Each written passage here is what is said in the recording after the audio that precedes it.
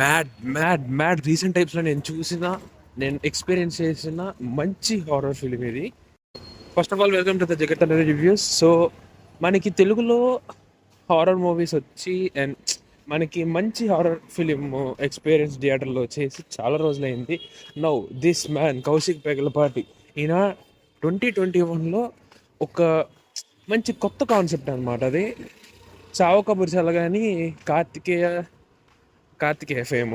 So అతను ఏంటంటే the villain గుడి సినిమా బాగుంటుంది.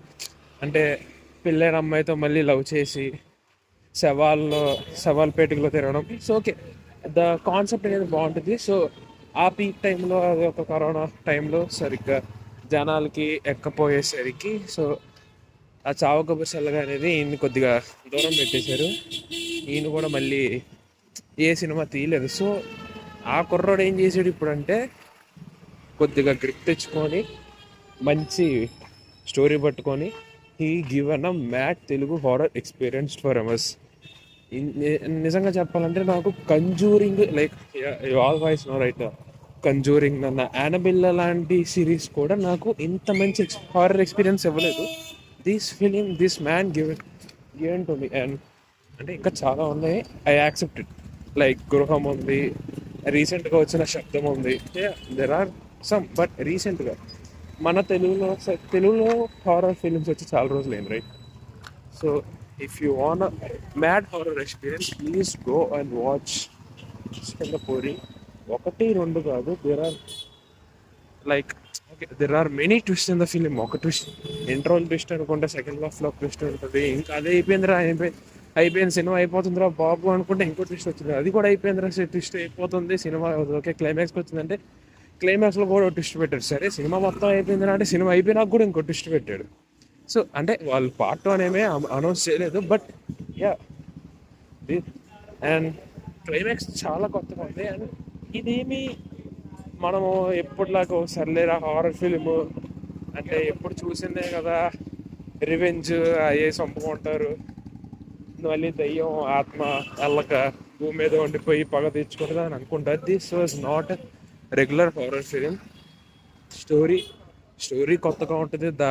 The portraying of the film the first నుంచి లాస్ట్ దాకా.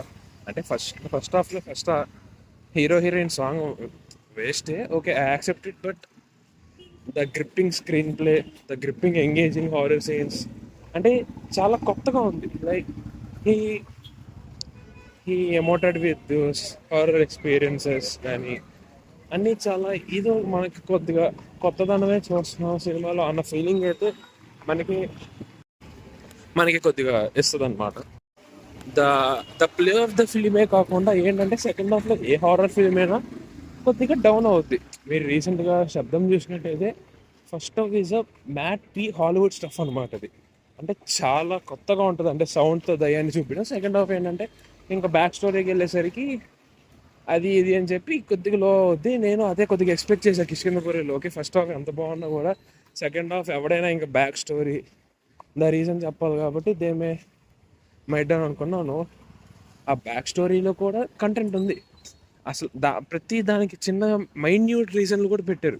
అది చాలా కనెక్ట్ అవుతారు ఆడియన్స్ అనే వాళ్ళు, చాలా కనెక్ట్ అవుతారు ఆ మైన్యూట్ రీజన్స్కి. So they can easily connect to the horror.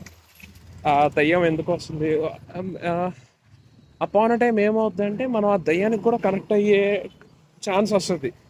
దయ్యం కూడా మంచి చేస్తుంది కదా, ఒక పక్క వీళ్ళు మంచి చేస్తారు, వాళ్ళు మంచి చేస్తారు. సో ఇది చాలా కొత్తగా ఉంటుంది ఎక్స్పీరియన్స్.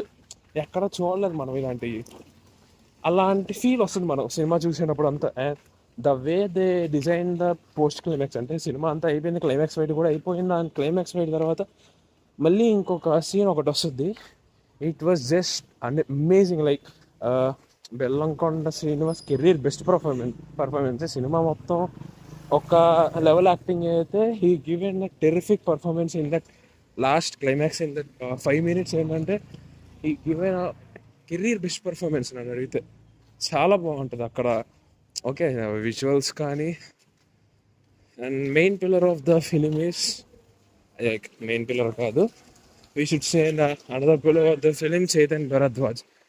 ఏం వీ షుడెంట్ లైక్ తీసిపడేలా ఆ మ్యూజిక్కి.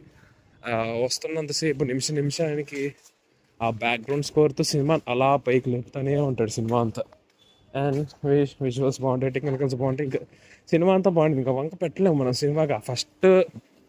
ఆ ఫస్ట్ పాట ఏమైనా వంక పెట్టాలంటే ఫస్ట్ 10 నిమిషాల్లో ఒక పాట ఉంటుంది, హీరో హీరోయిన్ డ్యూట్ పాట. ఆ పాట ఎందుకు వస్తుందో అనవసరం అని అనుకుంటాం.